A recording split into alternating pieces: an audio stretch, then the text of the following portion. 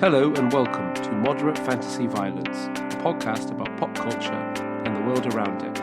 I'm Alastair. And I'm Nick. And today we'll be discussing Netflix 80s sci-fi thriller Stranger Things, Foreverland, the new album from The Divine Comedy, and Julieta, the latest film from Pedro Almodovar. We'll also be finding out what Nick thought of The Fifth Element. But first, Nick, what have you been up to since the last episode? Since the last episode, I finally finished watching Chuck, the comedy spy series, which I have been watching at lunchtime with my colleagues at the rate of about one episode a day for, I think, the best part of a year. I think there's an attempt in there to do for spy tropes what Joss Whedon did for horror tropes, only less so on the feminism, because it's just a sort of geeky guy discovering that he's secretly a badass. And also Adam Baldwin's in it, and he's not really at one with feminism, especially since he became Captain Gamergate. He's had a fall from grace since Firefly, hasn't he, unfortunately? It didn't really distract me, to be honest, in this particular show. He is good at his job enough to just disappear into the character. Although, when you stop to think about it, it is quite funny that the character he's playing is this sort of lovable, right-wing, gruff, badass soldier who nonetheless has a heart, and yet has like a picture of Reagan that he sometimes salutes for comedy value and so on. He doesn't seem to have aged either, which is strange, because he's in Full Metal Jacket in the 80s, and he's in the original Independence Day in the 90s, and he looks exactly the same in those as he does in Firefly. I think Chuck was in the sort of mid to late 2000s, and he looks much the same as he did in Firefly, so yeah, he's going to be with us forever, changing with the cultural tide. And yeah, it's a good fun show. It's not something I'd necessarily recommend we all go and watch immediately for the important cultural value, but if you want a sort of fun action banter show to watch while you're having your lunch at work or doing the ironing or something, it's very fun. It's the characters are there and the emotional stuff therefore sort of works, so it's a bit throwaway, but it is quite good. Oh, great. So yeah, that was my year-long Chuck project finished. Alastair, what have you been up to? Well, I've been getting excited for the BFI London Film Festival. This takes place in October each year in cinemas around London. It's one of the highlights of my year. It runs for just less than 2 weeks and covers some insane number of films. Each year I have great fun picking over the enormous range of stuff on offer, trying to narrow it down to what I'm going to have time to see. I created a massive spreadsheet this year with kind of my dates, my availabilities, and the times of all the stuff I wanted to see cross-referenced to find out the optimum combination of films. I think I've booked to see 11 films at the festival now. Wow. So it'll be a lot of cinema. It's usually, I see a significant proportion of all the films I see in a year in less than 2 weeks. I think we're going to be covering 2 films for the podcast. So that's the current plan. Yeah, there's some good stuff to look forward to. Yeah, I was going to make fun of you for citing your main cultural intake for this fortnight as admin, but to be fair, 11 films is a lot more culture than I'm going to take in during that period, so... It's strangely a full-time job preparing for the London Film Festival, partly because I'm always convinced that, but what if there's something really good that I've just overlooked? I need to look through the catalogue again and just make sure there isn't something really good. Yeah, I sometimes worry about that too, as I'm sitting at home wondering what you're going to tell me I'm going to see this year. It's like, what if he's overlooked something good? I think I've got a good balance of like some of the big stuff from kind of what will be big blockbusters or event movies coming soon, and smaller foreign language independent movies, documentaries. So there should be a wide spectrum of stuff on offer. Hopefully I'll be updating MFV listeners on my thoughts of the festival. Obviously we won't cover all 11 films in the podcast. We'll cover 2, I think, but maybe in the Twitter or in the sort of excessive fantasy violence, there'll be sort of coverage of the other 9 to some degree. No, it's going to be fun. We saw High Rise last year, which I think we did actually manage to cover in one of the early episodes of MFV this year because it took so long to actually bloody come out. Like Green Room was also something I saw at the festival last year, which we covered on the podcast when it finally came out about sort of 6 months later. Okay, and first up this week, we're looking at Stranger Things, the Netflix show that debuted on the service in July, which we're just getting to looking at now after noticing that everyone else seems to love it, so this might be worth checking out. Plus, to be fair, we were quite busy with Harry Potter and Nine Worlds. So, this is a mystery series, 8 episodes in the first season, created by the Duffer Brothers and starring Winona Ryder, David Harbour and a galaxy of other people, and focuses around the disappearance of a young boy called Will Byers. So yeah, we've just crammed it in the last 2 weeks, which might well be one reason why Alastair only managed admin otherwise. What did you think of it? Yeah, I really liked it. It's one of those shows that kind of grips you right from the start. From pretty much the first scene, I think it's about the second scene of the TV show that Will disappears. So it hits the ground running really well. It's got a great, tense, scary opening. And kind of the drama just sort of starts piling on immediately, with Will's mother worrying about her son, trying to find him, her panic increasing as she slowly becomes aware that something awful's happened. Other characters again sort of become aware of, they're called stranger goings on, and this isn't a normal disappearance. So it's really well paced and it builds up the tension really well. I can't remember the last time I was sort of grabbed by something like this from the get-go. From the first episode, I was really I want to keep watching. I really want to see where this goes. Well, yeah, I think the characters are very sort of straight-on archetypes. I mean, they subvert it a bit as it goes along, but the idea of the sort of the flustered, worried mother, the sort of slightly edgy policeman, the awkward teenage girl, the jock, the three geeky kids. There's no sort of, you have to get under these characters' skin before you truly care. These are sort of big, obvious character archetypes. You can sort of know who they are by the time you've seen about 1 or 2 episodes and have something to grab onto, which does make it quite easy to just jump straight in. It's not like The Wire, where half the people I know said they watched a couple of episodes and then had to watch it again to actually follow the plot once they worked out who the characters were. No, you're right. It's not like that. They're not doing anything original with characterization here, but they've made the characters sort of quite recognizable, which allows you to get into the story quicker and build up the tension quicker. I mean, it's like The Wire is much more of a slow burner, whereas like this kind of really gets in quickly. It's only got 8 episodes and it's got quite a lot of plot to get through, so it does sort of get in there quite quickly. And one of the things I guess that means is there isn't really time for detailed characterization early on. Well, yeah, I'm not suggesting we embark on an lengthy comparison with The Wire. The two don't really have anything much in common. Yeah, the characters are very obvious, and the atmosphere, the way it's shot, the evoking of the period, the sort of evoking of, I don't know, it's odd because I know everyone immediately starts talking about all the films it's probably, and well, I'm told clearly inspired by, but because I'm terrible at films, as we'll be discussing later when we talk about The Fifth Element, I haven't seen really any of them. I vaguely remember seeing E.T. Everyone's sort of, this is very much inspired by the Spielberg films of the 80s. Sure, cool, if you say so, mate. But I can't confirm. I don't think you have to... Sorry, you go ahead. Well, I think I'm about to say what you were going to say. I've pretty much confirmed, but even if you haven't seen those films, it's still quite atmospheric and appealing. Having nostalgia for specific things isn't like required to get you into this. I think it's one of the reasons why the TV show appeals to people, is that it does have this kind, it is laid to this nostalgia. It's in the soundtrack. It's got this really kind of synth heavy 80s soundtrack. People I've talked to like the show always draw out how good like the opening credits are, which is just this kind of really kind of neon synth heavy sort of opening credits that are very evocative of the period. So I think people who are like 80s cinema geeks, those films are quite popular right now, so there's a lot for you to get under the skin of, but that doesn't detract from your enjoyment if you don't know about that episode and you can't get into it in that way. There's still some good characters, there's a good story. You can get just invested in this as a sort of a standalone thing rather than part of this kind of ongoing cultural conversation. Well, yeah, but the mystery is a sort of good involving mystery. Even if you've seen all the relevant films, I'm assuming it's not immediately obvious what's going on. The warm familiarity of it might help you get on board quicker, but you still need to stay for something, which is, what exactly is going on? What are these people going to do when they find out what's going on? That sort of thing. Yeah, the mystery of what's going on is the one thing that sustained me. That's what I really wanted to know more about and kept me watching. It's very subtly done how you're drip-fed information about the circumstances, the kind of the wider conspiracy, sort of slightly supernatural, slightly sci-fi-ish element of the show. You kind of drip-fed the details of that. They avoided any really clunky, explanation-heavy bit when you just kind of info dumped a lot. I thought that was very well done. If anything, I would maybe have preferred a little bit more information about what was going on. Pretty much what I was going to say, to be honest. I did get to the end of episode 8 and think, part of me can sort of appreciate the lightness of touch, but it would have been nice if they'd had like a one scene where someone actually explains exactly what the Upside Down is and exactly what they were trying to do, or what the monster is, or why 11 is able to defeat it by walking up. Full spoilers, by the way. Why 11 is able to defeat it by just walking up to it and waving her hand, and why she knows that this will kill her. I mean, I'm not saying she couldn't have known that, but it's never really explained per se. Yeah, it could have benefited from a bit more sort of context and explanation, but I guess I prefer having less knowledge than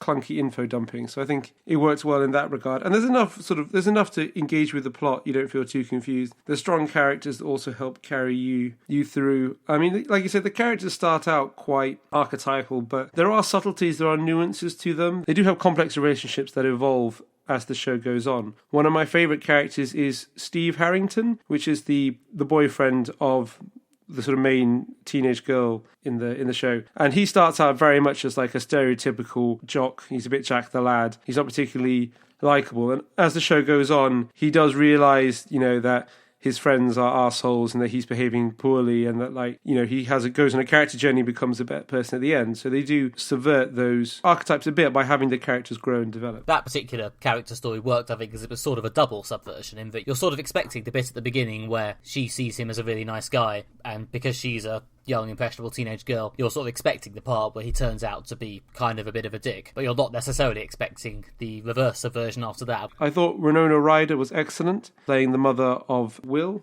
the boy who disappears. Her character's called Joyce Byers. A real complex character. She's got a history with a sort of, a problematic husband, and she's, a single mother trying to raise two sons. She's clearly got a lot on. She's struggling, and, when Will disappears, people think she's got into denial when she's aware that he's still alive. Just something strange has happened to him where everyone else refuses to believe her. I thought she was really good, and it was a really great portrayal of grief and how grief can affect people and drive you to do things, but also how desperation can affect someone. I thought, Winona Ryder played that part really well, and it was well written, and it was really engaging. She could have been my favourite thing in the whole show. She really was kind of one of those people who just stole the scene every time she came on. Yeah, I thought she was pretty good. She wasn't in it that much, to be honest. For some reason, I guess, because it was a vaguely prestige TV show, and she's the actor better known for movies who's doing the prestige TV show. I thought she'd be more the centre of it, but she kind of took at least fourth or fifth fiddle. I liked the way they sort of frontlined the kids. I thought the kids, I guess that sort of helps with the whole 80s children's adventure vibe, but yeah, I actually really liked the kids. I've been mean about child actors in the past, but I thought those three were really good. Yeah, they were good. My favourite 4 if you count 11, yeah. Yeah, especially I thought the girl playing 11 was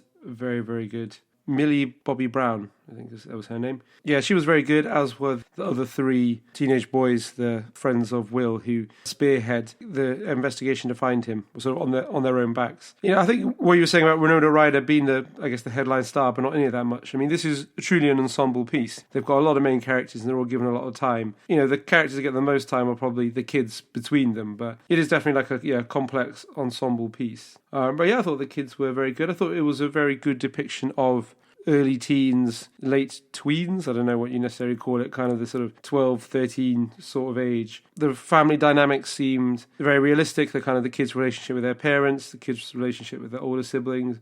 It all came across very realistic. The family drama came across realistic. The school drama came across very realistic. And crucially, all these character plots and subplots did feed in and connect up really well to the main mystery sci-fi plot. I don't know how realistic it was. I felt like it lived in some weird, again, archetypal idea of a sort of 80s high school. I don't know. I felt like, it all followed through. It was fine. I don't know. I didn't necessarily feel like I was watching something which was desperately straining for realism. I thought it was just a nice story to watch. I don't want to say it was realistic. I think it was believable. It didn't strike me as sort of hackneyed or cliched. I was on board with the story they were telling. It was a very archetypal story, Will's friends are sort of terrorized by this bully. The main kid, Mike, has a confrontational relationship with his older sister. They're becoming teenagers and drifting apart a bit, I guess.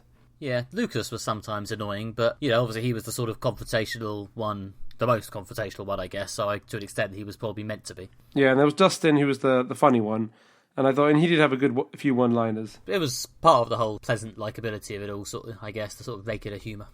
Also, in terms of the ensemble cast, there was David Harbour, who was in the newsroom. Yeah, he was very good. He was, again, given quite an archetypal character of a small-town cop with a troubled past. A cop with a dark past, yeah. I enjoyed the obvious going to work while stoned, clutching his drink sort of thing. But he did nail it, actually. He gave it a lot of depth, even though he was playing a fairly straight archetype. Was he my favourite character? I don't know. It's either him or one of the kids. I thought he was very good, and he did a lot of great work with what could have been quite an archetypal part. Did really bring the character to life. That's what the actor's job is, taking from something that on paper may look like it could be a cliched character, and breathing a sense of life into the character, convincing you that this is a fully formed human being. And I think through mannerisms and subtlety of performance, and I thought he did that very well. I think it was mostly the way he sort of went from not believing Joyce, actually to the point of being quite, you need to snap out of it harsh, to believing her. And it did actually feel like he'd gone on a bit of a journey and seen enough things for a logical person to go at that point, okay,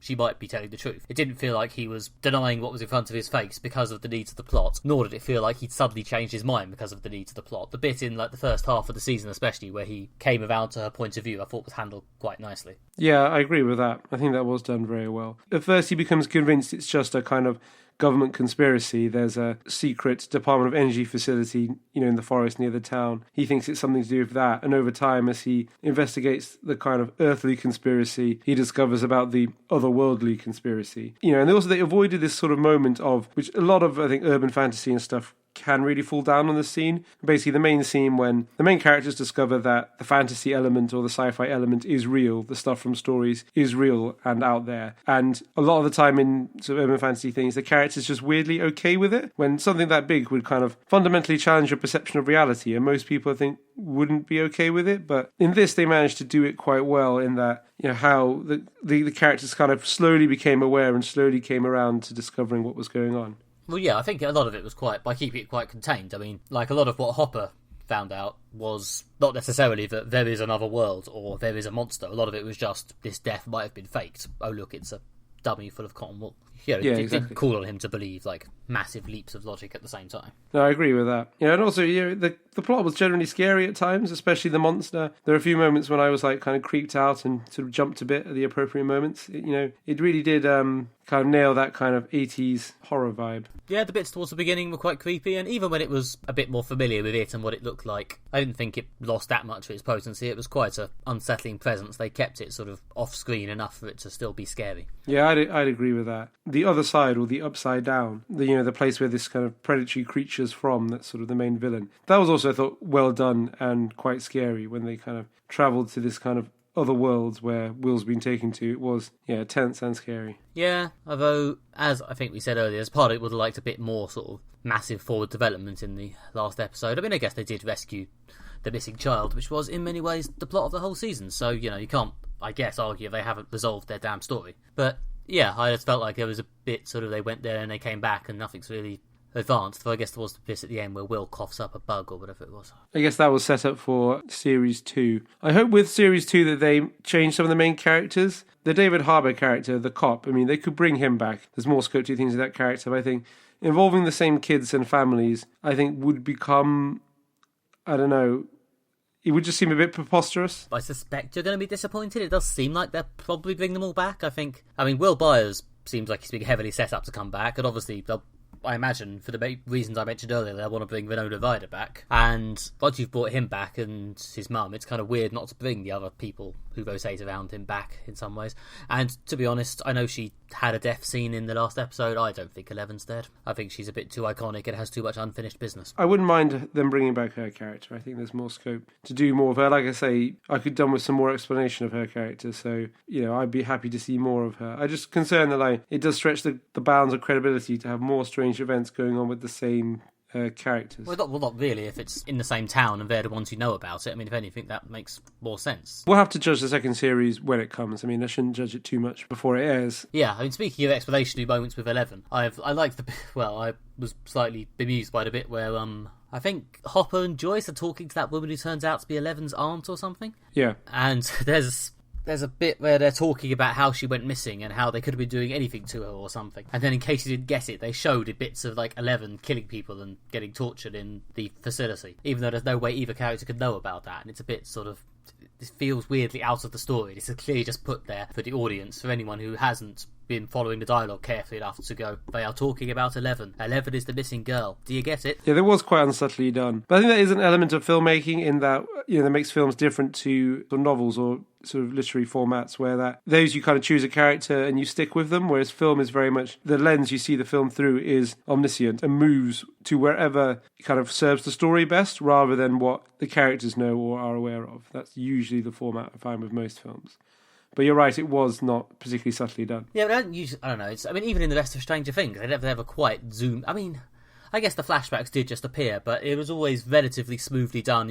You were with one character and then you went into their flashback, whereas in this case it was just you were with two characters and then you had some unrelated footage to hammer home the point anyway. For some reason that particular bit really niggled at me, but I'm possibly just being pedantic. I think it was, not as well done as the rest of the show. I mean, like I said, they did a really good job of drip feeding you Eleven's backstory and the sort of wider science fiction conspiracy. Usually, the flashbacks did make sense in the context of the story because they were typically, you can imagine it was 11 remembering something that had happened to her. Well, yeah, because it was always either 11 immediately before or 11 immediately afterwards, so yeah. Yeah, I think it's at one time, basically, they kind of dropped dropped the structure. Well, it's such a broad archetypal word of the episode, apparently, story, that you really didn't need it. I mean, surely it can't just be me who was basically thinking the missing girl is 11 within about 2 minutes of them mentioning a missing girl. By the time they'd gone to the house and talked to the relatives a bit, and nothing whatsoever had been said to contradict this, I was pretty clear on it. I don't know. As I say, it's not a subtle or interpretation necessary program, but I felt they kind of made their point and they didn't need to take the hammer to it. No, I agree with you there. And, I got straight away at the beginning of that bit of the plot that the missing girl was 11. I didn't need those flashbacks, but they were quite violent, so I did appreciate some violent flashbacks. Well, whatever works for you. But I mean, the criticisms I've seen of Stranger Things have mostly been that it was hyped up in the way that, like big prestige drama is, well, things like The Wire, I guess. It got a lot of praise in those channels, and a lot of people who went there perhaps expecting something subversive or some sort of clever interpretation or point to be made about 80s films, and then it was just, no, here's a nice, warm, familiar, classic 80s film style story. They did manage to do a pretty good 80s, I must say. I appreciated the soundtrack that included well-deployed use of Joy Division, one of my favourite bands, and a David Bowie cover, both at the sort of moments of maximum emotional impact. There was, a lot of references, both like overt, such as the sort of the three main kids are very into sort of science fiction and fantasy and stuff. So they make references themselves in character to like Star Wars and things like that. There's a scene when their school teacher is watching The Thing, which is a film that the TV show draws on quite heavily. There's a lot of elements of The Goonies in the way that this kind of group of kids, sort of solving mysteries or things like that. Stand By Me, certainly all the stuff around the quarry and the kind of sort of mystery elements. And again, with like sort of kids investigating mystery, that reminded me of Stand By Me. Possibly my favourite reference was, and this is a spoiler, is that there's a bit, I think it's in the second last episode, when, maybe third last episode, when all the sort of government people are trying to corner the kids to recapture 11, and they're escaping on their bicycles, and they kind of get cornered in by police cars coming in front of them and behind them, and you think, oh, they're going to do an E.T. reference when 11 will use her powers to take off and make them fly through the air. No. What she does is she flips the police car over and it lands on his roof, smashing, killing the people inside and blocking the other police cars, and then they cycle off. That was, again, I really liked how they kind of subverted your expectations in that scene. See, I didn't assume that they'd been killed simply because this is the sort of, I don't know, this is the sort of story where you'd have the hero casually killing a couple of policemen. I don't remember if there was a bit where he saw them alive, but I kind of just assumed automatically they'd be okay. Well, they're hired goons. They're hired goons for the villains. So hired goons for the villains, henchmen, generally, if henchmen threaten the hero and the hero's left no choice, and usually in most of these sort of stories the henchman goes down. I don't really know if you could survive a car being flipped over and landing on its roof. It's true. They should have just let their family starve and not taken the evil henchman job. But yeah, I haven't seen basically any of those films you mentioned. I think I might have seen Stand By Me and maybe E.T. when I was very young. But one thing I quite liked, I don't know if this is a real reference or just a cultural thing that was bigger in the past, but there was like a couple of synth riffs that kept repeating, like the same few notes kept coming on. Yeah. And I'm watching Twin Peaks lately, as I've mentioned an episode or two ago, and they always do that as well. There's always like a couple of bits of like incidental music. It's very sort of, we've got these 3 bits of music. Which one of the 3 bits of music works for this particular scene? Yeah, it is. They really do nail that kind of 80s look and feel. And that's one of the things, especially 80s TV had, is that kind of, that looped synth theme. I can remember the very distinctive piece of music that Twin Peaks had to kind of underscore their establishing shots. And Stranger Things did the same thing, which is, I think it was just the way things were done at the time. I did enjoy that Netflix have finally accepted that not all seasons need to be 13 episodes. I've sat through a lot of Netflix shows now, and with the exception of some of the better seasons of Orange is the New Black, pretty much all of them could have quite happily lost a few episodes. Yeah, I'd agree with that. Yeah, 8-episode season made me very happy. Yeah, I think that was the right length to tell that story. Yeah, I know the second season's going to be 9, so who knows what will happen. But yeah, I do think that, the fact that they aren't wed to a certain broadcast slot, therefore episodes don't have to be X minutes and they don't have to be X number of them, I think is a good thing to play with and something I hope they play with more in future shows.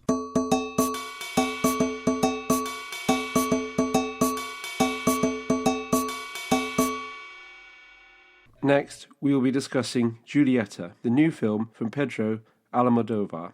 Emma Suarez stars as the eponymous Julieta, who lives in Madrid and has her heart broken. A chance encounter with a friend of her daughter leads her to re-examine her life, the family she had, the men she loved, and the people she lost. This is a quite slow-paced character study of grief and family. I quite liked it. I thought it was, so very well done. Nick, what were your thoughts? Yeah, I'd agree with that. I thought it was a nice sort of biographical drama. There was a slight bit of mystery, but mostly it was just the story of this one woman and a focus on this sort of atmospheric sadness that ran through it. And yeah, it kept me immersed throughout. It was a nice compact length. I think it was 96 minutes. I did look that up. Yeah, it's about 96 minutes. Yeah, it was sort of nested flashbacks. There's a sense that Julieta's obviously sad and has certain secrets from her past when she first appears as a middle-aged woman at the start of the film.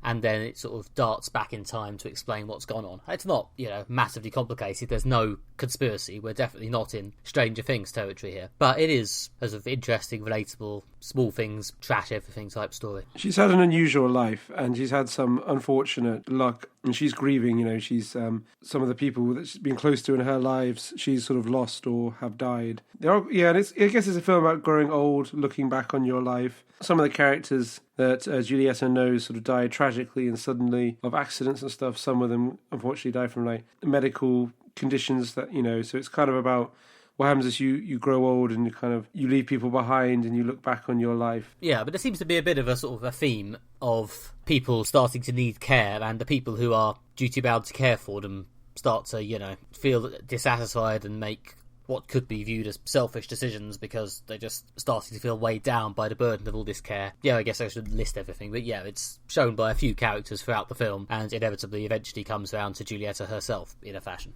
It's kind of like a film about the complexities of human relationships. I mean, to contrast it to Stranger Things for a moment, these are very complex characters. They're motivated by very natural human desires, but kind of because we spend so much time with them, and most of the time we spend them is just kind of exploring their character, we do get to know a lot of their subtleties and kind of what motivates them to behave the way they behave. Yeah, and although it is a very, I guess, arty film about just a woman's feelings rather than, something very plot-driven, it's not arty to a degree that, I don't know, I think you could just feel that it's pretentious or difficult or anything. I don't think there's much in the way of obtuse storytelling here. It's just the director isn't getting in the way of the story at all. It's very straight on for the most part. There's a few sort of flourishes, but there's no, here's a shot you just can't understand. Yeah, if you contrast this to The Neon Demon, that's a film that's quite abstract. And although that's an art house film, which there's a very conscious sort of directorial style, which is kind of interposing yourself between you, the viewer, and the characters, and to try and explore the characters, in an abstract way. This is a classic art house film in the sense that it's quite slow paced, it's very low key, it's based on detailed character study, there's not much plot. It's mainly invested in kind of complex emotions, but you are right, it's a very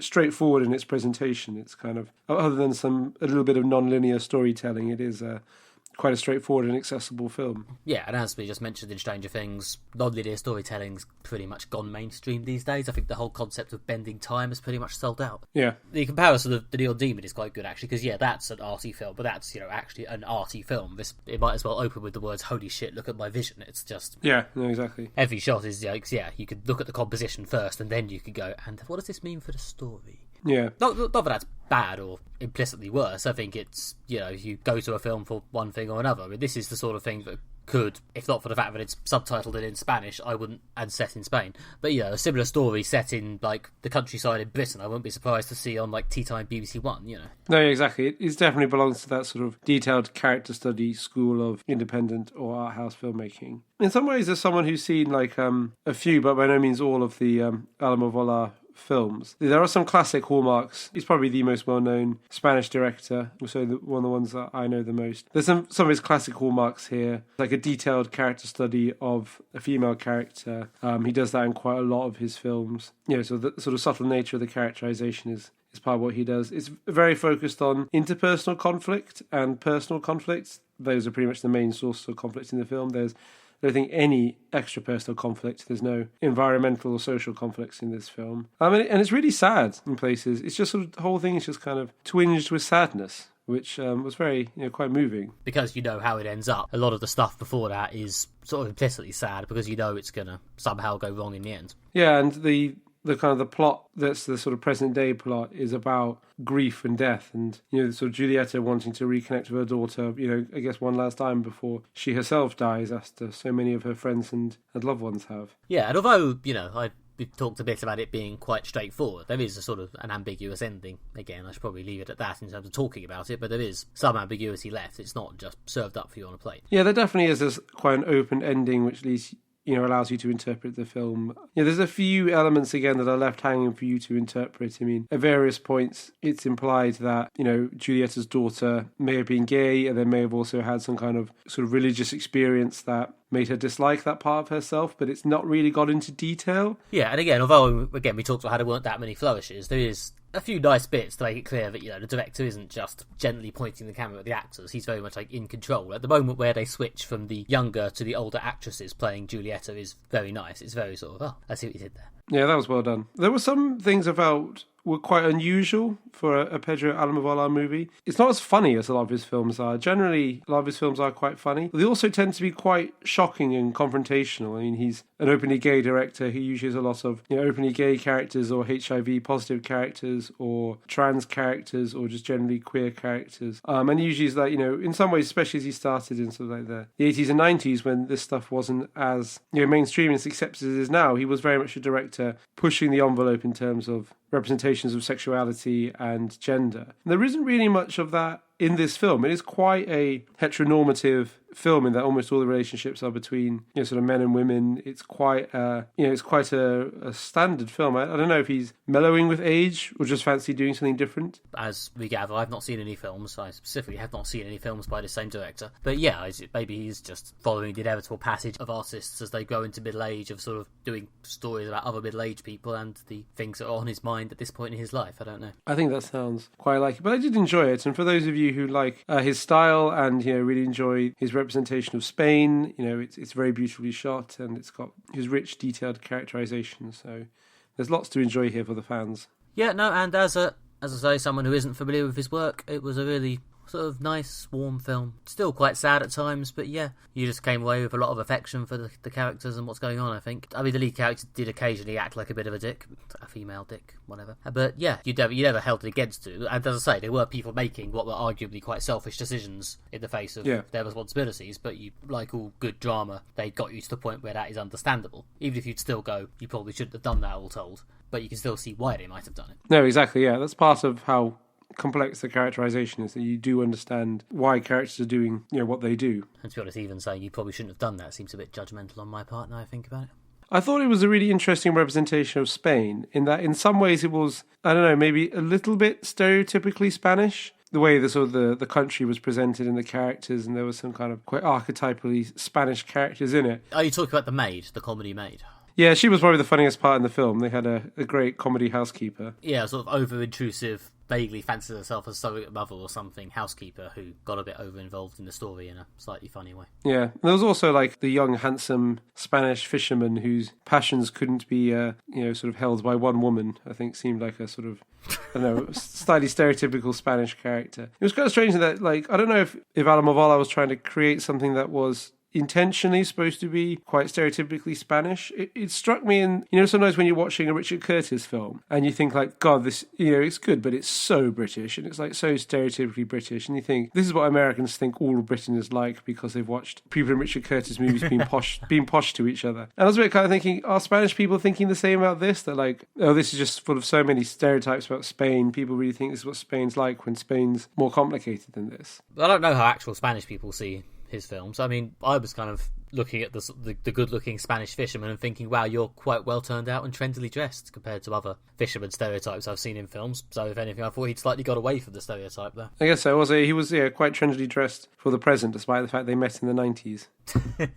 But yeah, I mean, I thought he was very well turned out and very not sort of ruggedly, weather-beatenly handsome. He was sort of, I could be a graphic designer handsome, which was slightly different to what you'd usually see. For a fisherman, yeah. No, that's a good point. But it sometimes makes me wonder if he wanted to make something that was quite consciously Spanish in that way, because maybe that's to be more successful, or, and if you're an art house director, it can be a struggle to get your films off the ground, and I can understand why people would want to make something that's like a relatively straightforward commercial success, so that you could then make something maybe a bit more idiosyncratic or unusual after this. I don't know if it was a conscious decision or it's just the way the film ended up looking, but... Well, I don't know what his career trajectory is. I mean, if he is one of the better-known directors in Spain, one assumes he probably doesn't have that much trouble getting his films made, but I'm not, au fait with the ins and outs of the Spanish film industry. Yeah, he is one of the darlings of art house cinema. If you're interested in Spain and representations of Spain, it's a great film for that, and it does make Spain look really beautiful. especially the countrysides. Yeah, it was lovely to look at. Yeah, it's not the sort of film I go and see all the time, but yeah, this was a really nice, pleasant little film. As I say, it's a fairly good length, so it doesn't feel like a sort of you're being really punched around the head with art. How can you leave me on my own? How can you leave me on my own? When did you say that you're coming home? How can you leave me on my own? Okay, and next up, from the unusual side of us reviewing subtitled Spanish cinema to the slightly less unusual but still uncommon side of us reviewing music, it's the 11th album by the Divine Comedy, which is Foreverland. Now, the Divine Comedy, at this point, there was a regular band at some point, but at this point it's basically a general name for the music written and performed by the Irish singer-songwriter, musician Neil Hannon. And much like Pedro Almodovar in Julieta, he's moving into some middle-age concerns now. He's settled down, he seems quite happy. It's a upbeat, summery album with lots of songs about love and contentment and how he's in a good place in his life, I think. I'm a bit of a fan. I've got a lot of his records. I've enjoyed a lot of his records. Alastair, what did you think? Well, this was an interesting one for me because I hadn't listened to any of the Divine Comedy before this. So I kind of approached this album completely fresh. Surely you've heard that National Express song. I mean, surely. I think I've heard that, but Okay. I've never really properly sat down and... I mean, if I've heard it, I don't know if I was aware Okay. of what it was. It's just something that's out there in the kind of general... Okay, fair enough. uncategorized cultural knowledge in my head. But I've never properly sat down and listened to, a Divine Comedy album from start to finish, sort of thought about it. So this was an unusual experience for me. I wasn't quite sure what I expected from it. And it did take me by surprise. It was quite unusual. I thought it was going to be more folky, but the music is quite complex. I mean, there's a use of brass instruments. There's lots of different things going on, keyboards, guitars, sort of electric and acoustic, sort of bells and things. I think there's various samples at one point. So it's quite a complex music, but it stops short of being busy. It never feels over the top, like he's just throwing everything in. It's kind of everything serving a purpose. I think if he has an influence, it's probably less folk and more a sort of combination of this vaguely foppy Noel Coward persona and a sort of slight music hall influence, maybe. Yeah, that's true. That, and I think David Bowie is an influence on him. But David Bowie was also influenced by music hall to a degree. Correct me if I'm wrong. But he did really, certainly in the vocals, he does have a sort of a Bowie-esque tinge to it. It is funny, but it's not sort of like Weird Al Yankovic when the joke is really overt for each song. Each song is quite funny, but it's not lol funny. It's actually witty. It's actually clever funny. Yeah, that's exactly it. Yeah, it's witty, like you say, a bit Noel Coward-esque rather than being straightforward, just playing for belly laughs. But I did find myself laughing at quite a few of the songs. Just sort of some of the ridiculous things that he writes songs about. What, Napoleon and Catherine the Great? If there's the historical themes this time. Which was, I don't know if that was an unusual departure for this album, but I don't know anyone else who's dedicated an entire song to singing the praises of Catherine the Great. Yeah, I know. But yeah, by the time he talked about how he wanted to bake her a cake, I was on board. Yeah, I like that song. I like how he managed to rhyme Brainia with King of Lithuania. That was well done. Yeah, again, with his sort of wordplay wit thing, sort of slightly hard work rhymes. Yeah, they're in there as well. You have to commit to those to do them well, and he does commit to them, and they do work.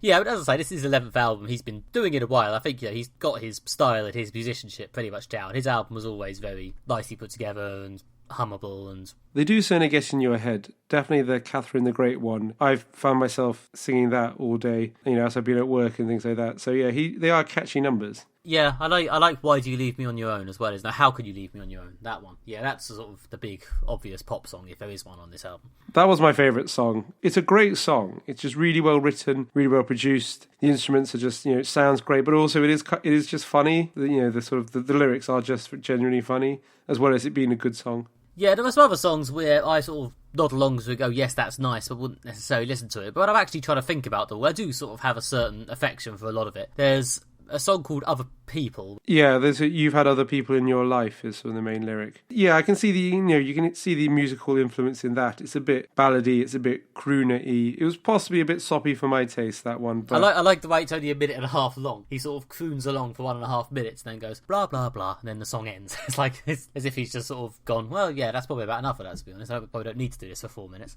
Yeah. Which I thought was quite funny. Yeah, that was good. I think last week when we were talking about comedy songs, one one of the things you really liked about David Brent Live on the Road is when they did the funny songs in that, they didn't feel the need to play a complete 3 or 4 minute song. They would just kind of do the first verse and the chorus, because usually that's all you need from a funny song. Once you've got through the first verse and the chorus, you've kind of got the joke. And also, like, his songs aren't straight jokes, so they don't have that issue of the jokes that are wearing on you with repeated verses and choruses. It's more like some of the songs are just, they're well written sort of songs. They're not funny in themselves. It's just the kind of absurdity of the music and the things he's writing about. There's a good song on the album called The Pact, about the Entente Cordiale, which I believe was one of the geopolitical alliances that led to the origin of the First World War. And it's kind of sort of quite soft, whimsical song about geopolitics leading to mass death. And it's just the absurdity of the whole thing is what makes it funny. I mean, as I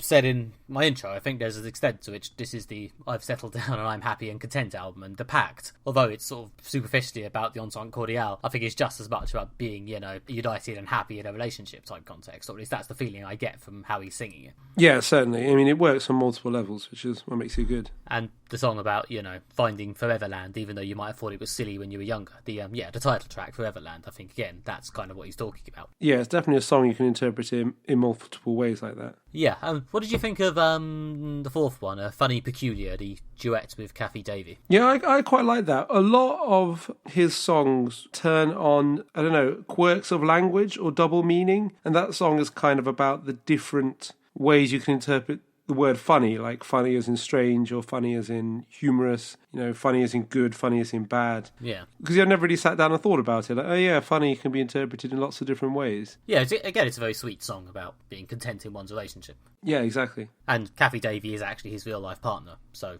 Oh, I didn't know that. So yeah, he may even have meant it. Good, yeah, but I like the way, that, again, that's what good songwriting can do, is make you think about, the different ways language works and how, unusual double meanings or quirks of the language can create interesting songs when you come at them from different angles. Yeah, I mean, again, I've read a few reviews around it, and I've seen a few. Funny Peculiar does seem to have slightly divided reviewers in the, is this infuriatingly twee? Yeah, it's a difficult line for him to walk, that kind of absurdity and sort of tweeness and stuff. And I think he does kind of balance on the edge of doing it in a kind of over-the-top, funny way. I think the fact that it's only that one song is what does it for me. It's one song, and it's only 2 3/4 minutes long, so it's not as if it's an epic. I mean, the only song here that is of what I personally would describe as epic song length is To the Rescue, which is over 5 minutes long, and to be honest is probably the song I like least on this album. I find it a bit of a drag. Yeah, but I mean, it's quite a short album as well. And again, I think I said a story about films. Brevity is good, and films that are too long and indulgent is just really great. And albums that kind of bang on, that have a kind of 14 tracks on them, when really you can tell there's a really great sort of 11-track album here that's like screaming to be let out. And I think he was good again about basically like we've got a really high standard of songwriting, a really high standard of production, and sort of technical use of music. There's nothing that's wasted. There's nothing you can really think that really should just have been cut. You could tell it's someone who's made quite a lot of albums and is now just really good at nailing the kind of what he does well. Yeah, it is. Yeah, the craftsmanship on Divine Comedy albums, it's always right there.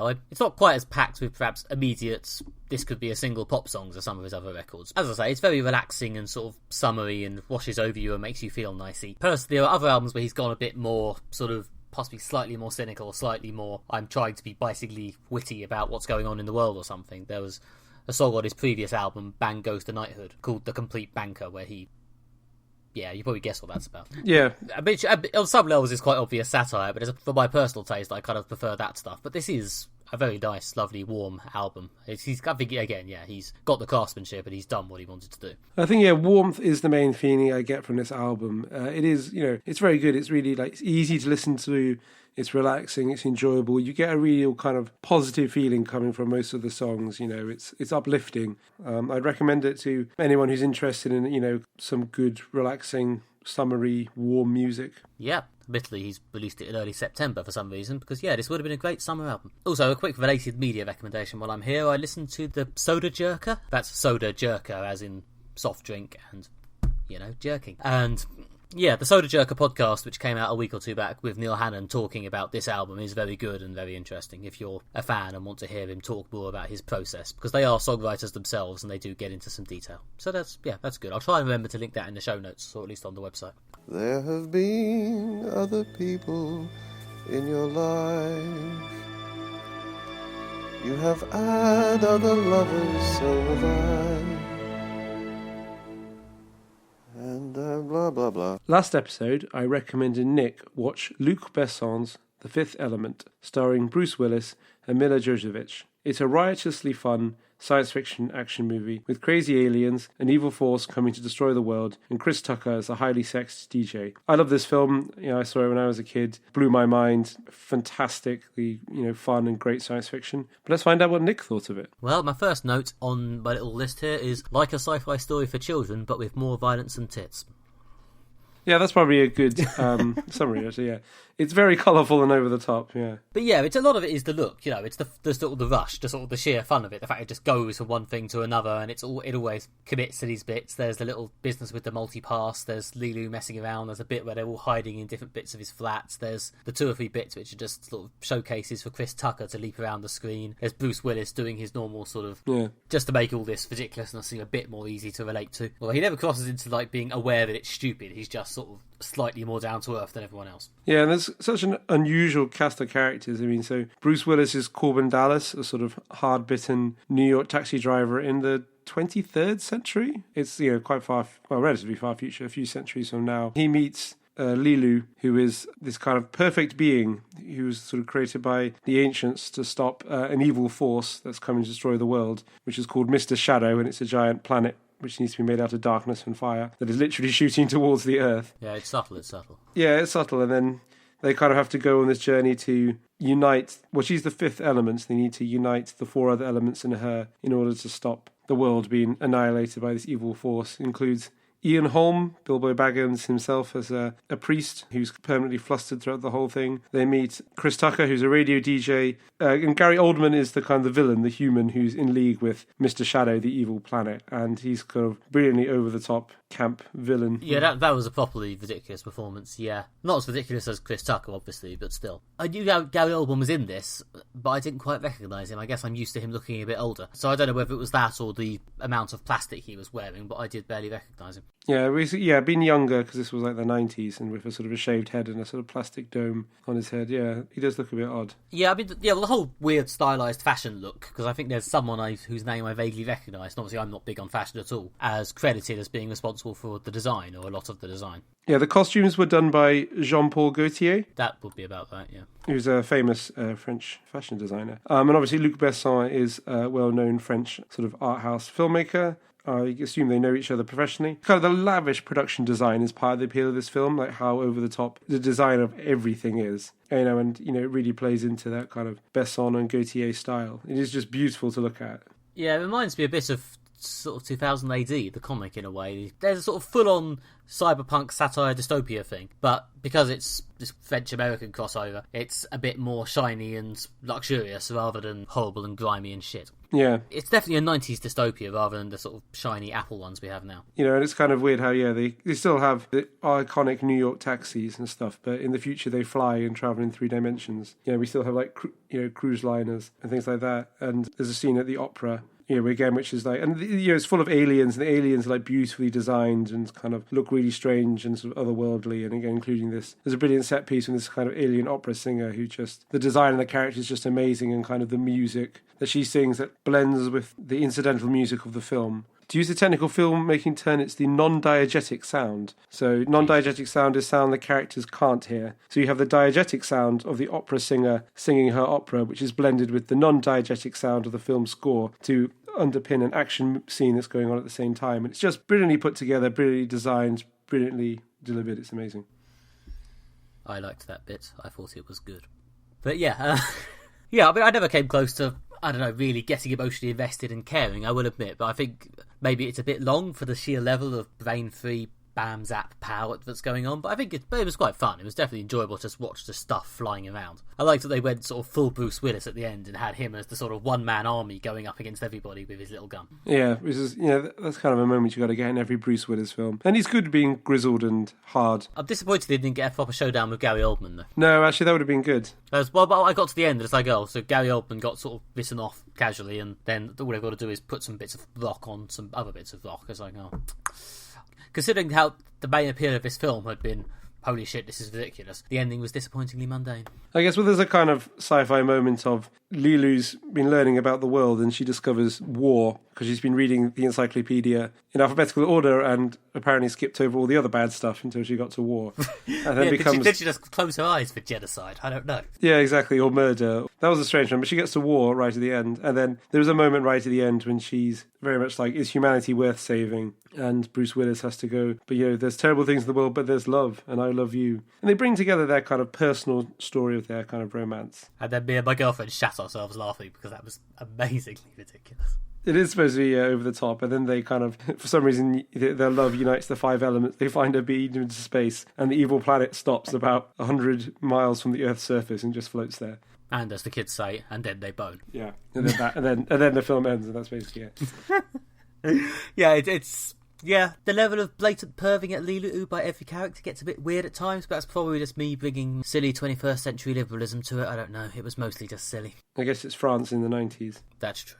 Let's blame other people. Yeah, and Bruce Willis sort of fell in love with her, like, instantly within seconds of meeting her. But at a film of this level, which is, as I say, a children's story with more violence, that's basically what you do, isn't it? Yeah, it's not particularly subtle in terms of characterization, or even the plot is, again, fits on the back of an index card. It's just beautiful to look at and just so over the top in its delivery. It's everything like Chris Tucker's like crazy costume and his bizarre radio show that just involves around him running around having sex with people, making sexual comments at people, and just generally being over the top and then getting caught up in a big action scene. As seems to have come up a lot this episode, I have seen very few films that came out before about 2003, 4, something like that. Actually, maybe 2001 too, I don't know. I remember seeing The Phantom Menace. Lucky me. Yeah, this was definitely a good one to fill in my very incomplete list of films I've seen. It's a great sort of footnote in the history of science fiction, just partly because it's just a brilliantly realised sci-fi world. I mean, the whole thing, this is a film you're not supposed to take seriously. It's funny, it's right, it's full of colour, it's full of over-the-top sci-fi concept. It really uses the palette of science fiction to paint a brilliantly vivid scene. For example, there aren't many films that get away with, fade in ancient Egypt. We're digging something out of an ancient Egyptian tomb. I'm sorry, have you forgotten X-Men Apocalypse? Yeah, I was about to say that, X-Men Apocalypse did the same thing, but didn't get away with it, because X-Men Apocalypse was really earnest and serious, and you were supposed to take the kind of the ancient nature of this great villain really, really seriously. And just but compared to how stodgy X-Men Apocalypse got later on, I actually quite enjoyed that opening sequence where Egyptians were just having rocks dropped on them. Yeah, but The Fifth Element, I think, nails all these kind of sci-fi cliches that can go badly wrong by just being over the top and silly and kind of wearing its heart in its sleeve and just being riotously fun. Yeah, I feel like if they made this film or sort of, a similar film with a similar calibre of cast and a similar amount of money, they would feel compelled to include some sort of, a more concerted effort at like a serious subplot rather than this really tossed off anti-war message that they don't seem to really care about that much. Yeah, I think if they made it today, it would have to show a degree more self-awareness. Well, as Bruce Willis demolished a hotel and then shot a load of people, yeah. Yeah, and they blow up a spaceship. Yeah, this is 90s indulgence. We can shoot as many people as we want. Why? Because we can.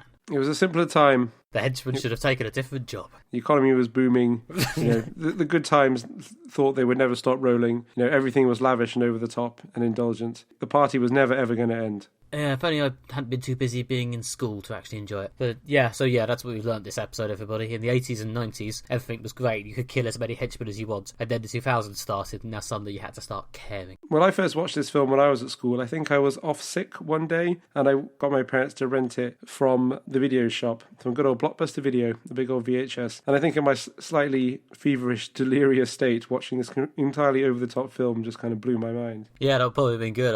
I didn't even think to have a beer, but I'm watching it in my early 30s, so...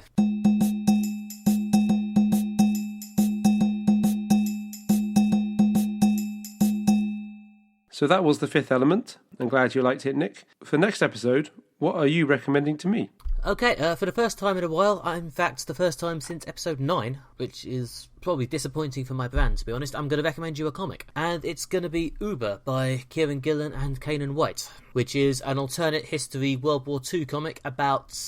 Well, it's an alternate timeline in which the Nazis developed superhumans. I'm going to stop short of saying superheroes, but people with superhero-esque powers to use as weapons of war. And rather than Manhattan Project, which was very tropey, joyous sci-fi about all its alternate history, this is quite grim, to be honest. Kieran Gillen's clearly done an absolute load of research, and he's really got the necessary details of Nazi experiments to make it seem depressingly plausible. So yes, Uber by Kieran Gilland, I guess the first volume, which I think is the first 6 issues. That sounds great. Well, I'm looking forward to reading it. It sounds interesting, if dark, but I do like a good dark story. Well, yeah, I think you could take it, although, yeah, for anyone who is reading along with these, yes, trigger warning, I guess, it's pretty fucking grim, but good. That's all we have time for this episode. If you have enjoyed Moderate Fantasy Violence, then please subscribe on iTunes and leave us a review. It helps us spread the word about the show. You can also follow us on Twitter and Facebook, where we are Moderate Fantasy Violence on Facebook and at MFV Podcast on Twitter. And remember, folks, it's Alastair's birthday on Monday after this comes out, the 19th, and there's literally nothing he would like more than for you to review our podcast on iTunes. It'll be a great birthday present for me. Do it, guys, do it. Anyway, we also have a website at moderatefantasyviolence.com where we post the occasional extra audio clip or essay, as well as the episodes themselves and various notes and links and so on. So check that out. Right, I've been Nick Bryan. You can follow me on Twitter at NickMB. You can go to my website at nickbryan.com for news of my self-published crime books, the 4th of which is actually coming out on the 4th of October. It's called Blood Will Stream, and it's about the locked room murder of a YouTuber. So if you like that sort of thing, yeah, you go to nickbryan.com, there's some details. I'm also doing a few YouTube videos to try and promote it, so if you want to see what my face looks like as well as hear my voice, then that's an option. I've been Alastair Ball. You can follow me on Twitter at AlastairJRBall. You can find more about my writing at redtrainblog.com. Thanks for listening. We'll be back in 2 weeks, where we'll be looking at The Girl with All the Gifts, the new film based on the novel by M.R. Carey. We'll also be reviewing the beginning of Red Dwarf Series 11 and finding out what I thought of Uber. Thanks for listening. See you soon. Bye-bye. Bye.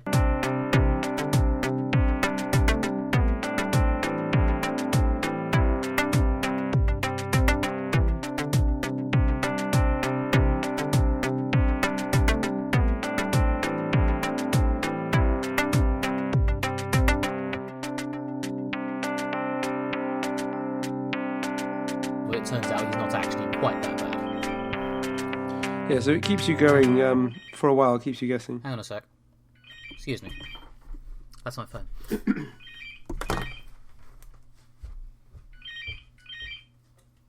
Hello? Phone's ringing, dude. I don't know who you're talking to. Oh, sorry. I was doing the bit from the Big Lebowski when Donnie just goes like, "Phone's ringing, dude." I was gone for like 2 or 3 minutes, and you're just sitting there saying that over and over again the whole time. I was trying to time it for when you came back. Nice.